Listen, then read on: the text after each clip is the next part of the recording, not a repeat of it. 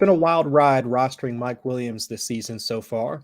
I mean, through the first 3 weeks of the season, he was averaging a 24.5% target share, about 98 yards per game, and he was actually finding the paint at least once per game to start off the season. It really did look like Big Mike was going to be able to cash in on his contract season, and we would wind up seeing him there, or at least a larger part of the Chargers offense for years to come. And it still might happen. But looking at his production over the past few weeks, it's difficult from a fantasy sense to see that really happening. I mean, he's only had about 36, 37 yards per game over the past few weeks. He's actually down to a 50% target share, and he hasn't scored since week 5.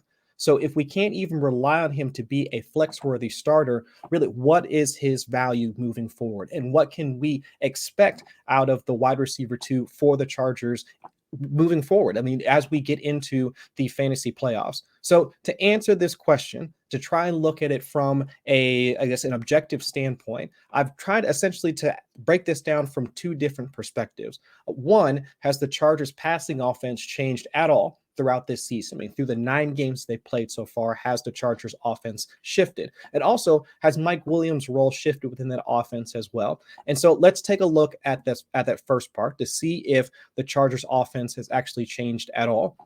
And actually, I mean, not terribly. I mean, it hasn't been a significant shift so far. I mean, their pass rate over expectation has essentially remained the same, or at least fairly stable throughout the last 5 to 6 games. I mean, not to the point where they're essentially run heavy, also not to the point where they're also super pass heavy, or at least where they were at the beginning of the season, where we saw them more at 10, 9% pass rate over expectation. One thing that has shifted over the past 3 to 4 games is Justin Herbert's deep ball rate. Now, we saw that being a larger part of their offense through the first 4 to 5 weeks of the season, where you can see him having larger or more and more attempts like down the field. But over the past 4 to 6 games, like that actually hasn't been the case. And so, especially last week when we saw their offense completely implode, that's actually been at least more of a cause for concern, a systematic shift, but really not something that's, I guess, focused on Mike Williams himself.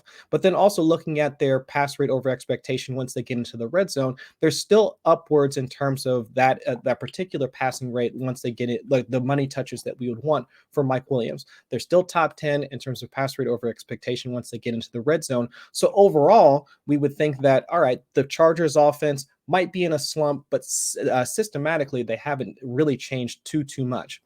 But now the second part, has Mike Williams' role changed within that offense? And that part, yes, unfortunately. Looking at his average depth of target through the first 3 weeks of the season, he actually averaged about a 10.0 ADOT, which is more in line with wide receiver ones in the leagues. If you want to look at Devontae Adams or any of the other guys that we would typically consider to be alpha wide receivers, Mike Williams' average depth of target lined up with that. But after week 4, we saw his average depth of target actually kick back up to what his historic ADOT was, like when he was with Phillip Rivers, and even still. So seeing that shift was something of a concern, while also Justin Herbert's average depth of target really didn't change as well. So I think that is more of why we've seen his production start to tick down, without seeing Justin Herbert's pass rate over expectation change, without seeing him throw more deep balls. This has been kind of why we've seen Mike Williams start to have less of a production, less of that,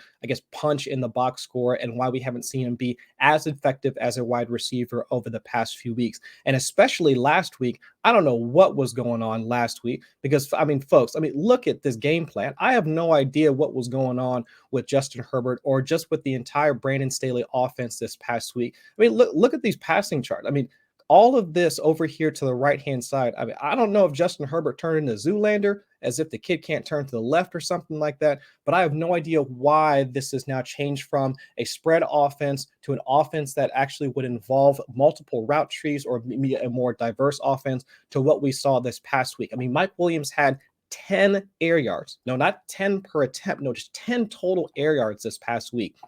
I'd like to be able to throw that out, and hopefully this is something that they're going to work on over this next week once they get into their week 11 matchup. But it is still a concern overall. I would say that the one thing that we can kind of take into account, or we can put some hope as in the silver linings for Mike Williams' expectation moving forward, is that he is the second in red zone targets like on that team. He has just one fewer red zone target than Keenan Allen, so at least that gives us some hope for his value in the future.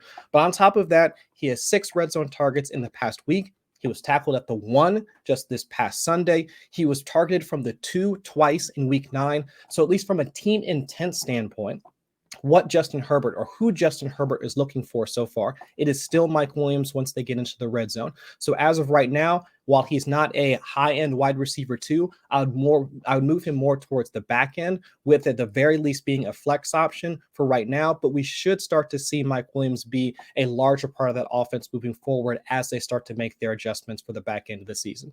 Peace.